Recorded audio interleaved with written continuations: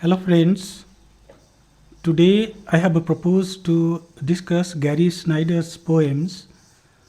There are two poems which were allotted in our syllabus, but because of this um, sudden lockdown, we could not finish our classroom discussions. However, I will do a bit to support your discussion and understanding of Gary Snyder. So, uh, Gary Snyder was an American, and he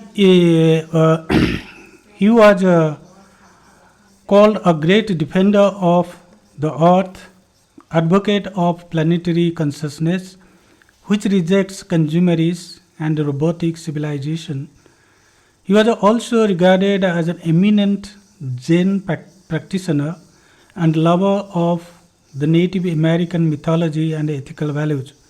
He advocates change of our rational mind in favor of emotional and spiritual identification with the planet as our great mother.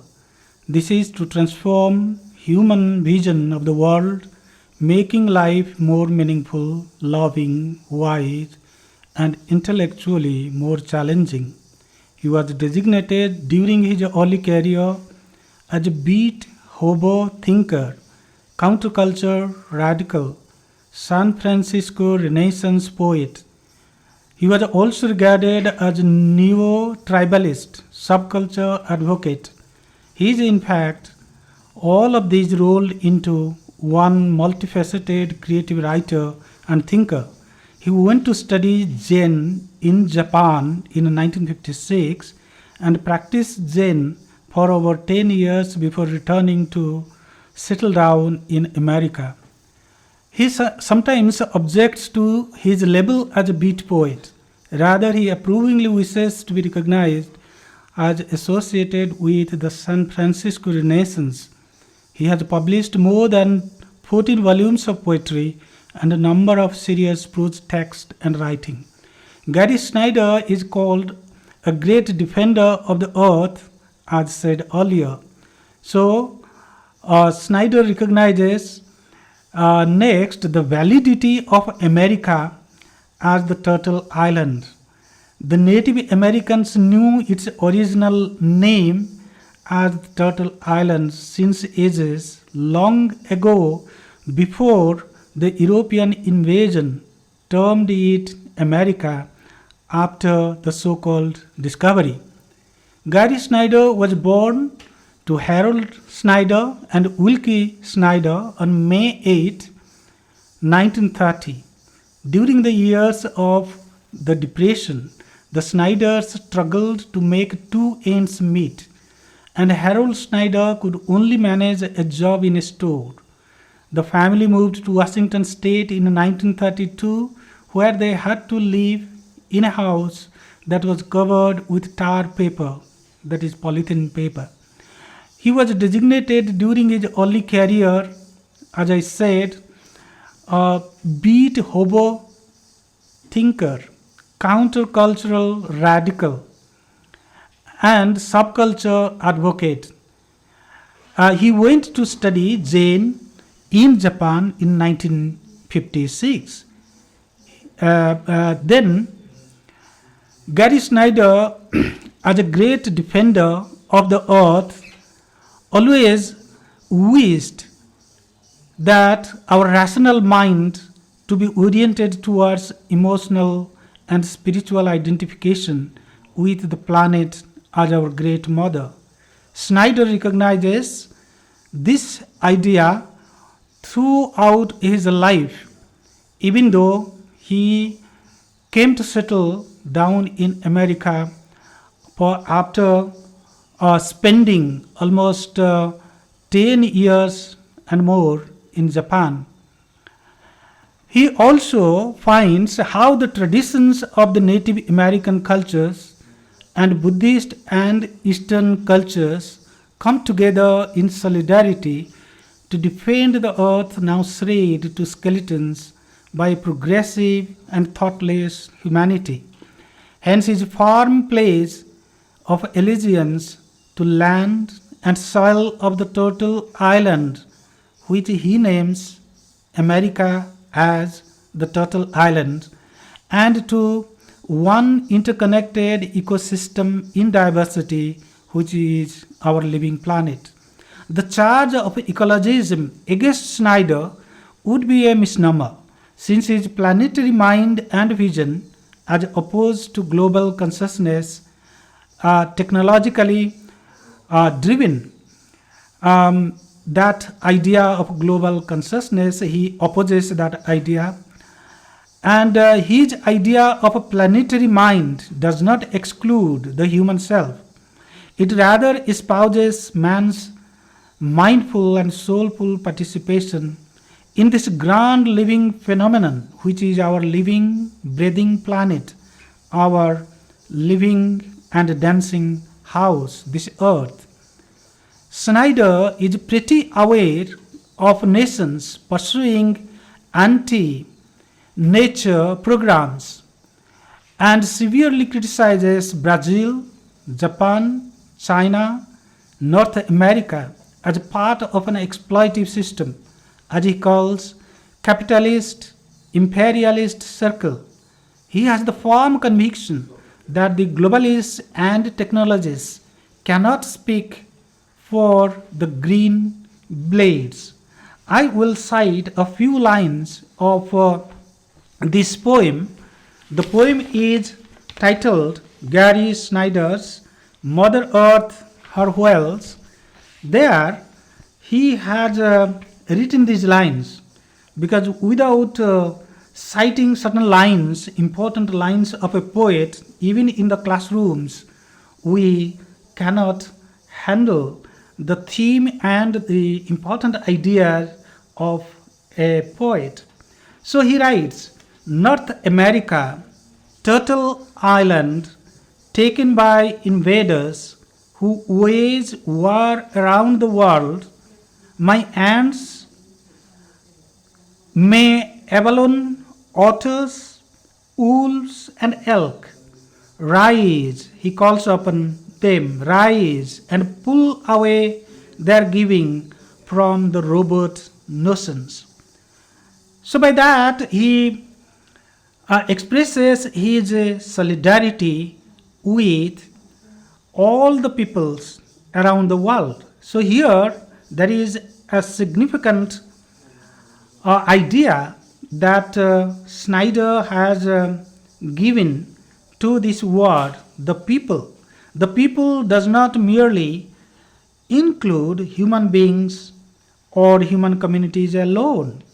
So what he says in his poetry is this: solidarity, the people, standing tree people, flying bird people, swimming sea people, four-legged, two-legged people.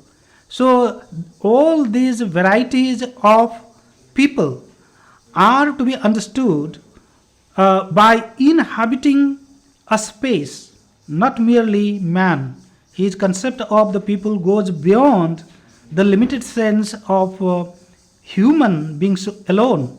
So all those tree people, bird people, sea people, whale people, that can be understood in terms of these living species inhabiting a space, a place, land, landscape that are rooted in an ethnic group, a community, a land community. So he was very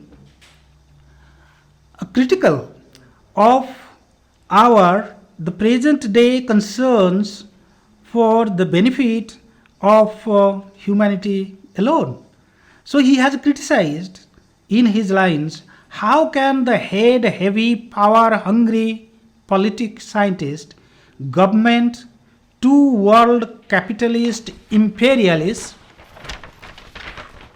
third world communist, paper shuffling male, non-farmer, jet set bureaucrats speak for the green of leaf, speak for the soil. He is quite hesitant to accept the role of these communist third world, paper shuffling male, non farmer, even bureaucrats to act as the speaker, the earnest speaker for the soil, for the green of the green blades. The robots argue how to parcel out our Mother Earth to last a little longer, like vultures flapping, belching, gurgling near a dying doe. So he conceives that this world in the present situation has been living like a dying doe, and all those paper shuffling male, money making cultures and communities really they are out to shade our Mother Earth to her last life. So that is why he, according to his own vision, he says that you look at the sea, how the whales dance and live. The whales turn and glisten, plunge and sound and rise again, flowing like breathing planets. And he believes that our planet, including all other planets, including all those stars and other things in the world, in the universe, are like living things. These planets are also to be accepted as breathing planets, just like human beings. So, and he emphasizes that these breathing planets move, travel in these sparkling holes of living light. These important phrases like sparkling holes of living light would take us to the idea of Zen philosophy, because he was a Zen practitioner, a Zen monk for over 10 years in Japan. So that way he had tried to plead with the people that we should look fresh to our native house, to our great living phenomenon that is called our earth in new light. He finds how the traditions again of the Native American cultures and Buddhist and Eastern cultures come together in solidarity to defend the earth now shredded into skeletons by a progressive and thoughtless humanity. Hence, his firm pledge of allegiance to the land and soil of the total island and to one interconnected ecosystem in diversity. Science too has discovered this interconnectedness of life and the planet, the universe at large. Moreover, everything is alive, he believes, is alive at its own space. So, own pace.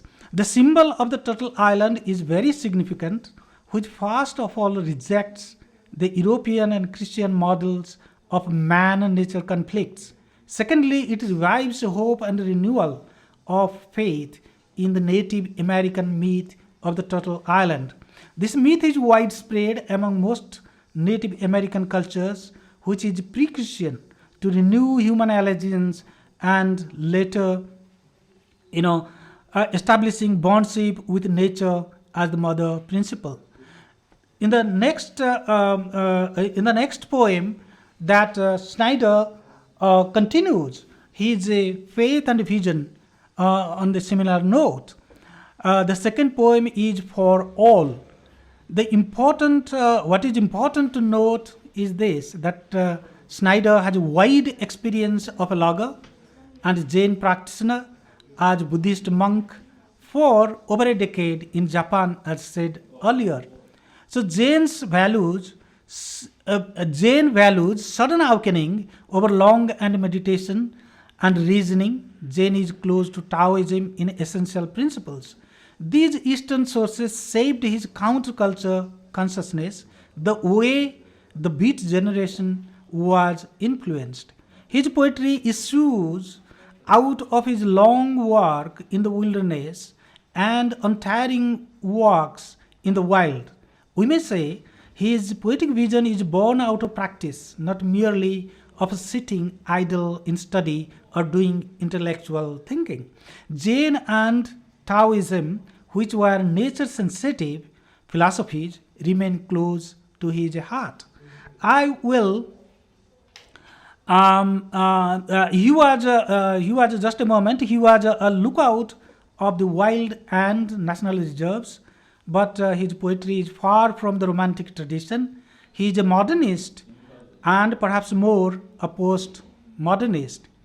So that to Snyder, the influences of the sources of influences on his vision and poetry, the Western influences are, to the last extent, are found to be thorough and bleak. I will read out the last lines of his solidarity with the nature and the planet. He says in his second poem, I pledge allegiance to the soil of a turtle island and to the beings who thereon dwell, one ecosystem in diversity. So that concludes our discussion for today. I will thank you very much for sparing your time for this lecture. Myself, S.D. Baral from English Department. Thank you all.